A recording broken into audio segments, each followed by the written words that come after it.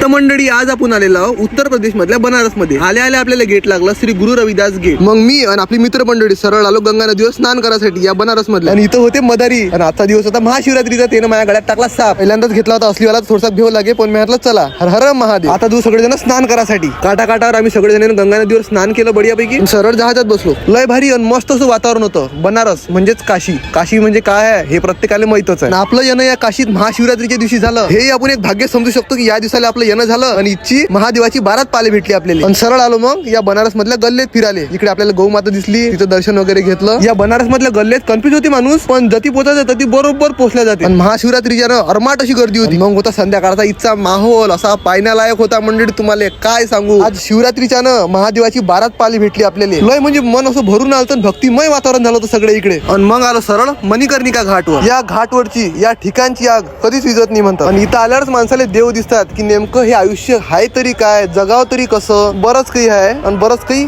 जे माहित नाही ते माहीत झालं. असो खरंच त्या मणिकर्णिका घाटवर आल्यावर माणसाला माहीतच पडते. आणि तुम्हाला जर माहित नाही युट्यूबवर सर्च करू शकता की नेमकं आहे तरी काय मणिकर्णिका घाटचं रहस्य. आणि भरपूर अशी गर्दी असल्याच्यानं आम्ही दुरूनच श्री काशी विश्वनाथ धामचं दर्शन वगैरे घेतलं. पण आपल्याला अयोध्याला जाण्यासाठी निघायचं होतं. मग गदर पिक्चरातली हापशी दिसली, पाणी वगैरे पेलो. दुसऱ्या दिवशी सकाळी पहा मग आम्ही कुठं आलो. चला भेटून मग पुढच्या पार्ट मध्ये. झाला 1.5 मिनिटं. जय श्रीराम, जय देवा मारुती रे, हर हर महादेव.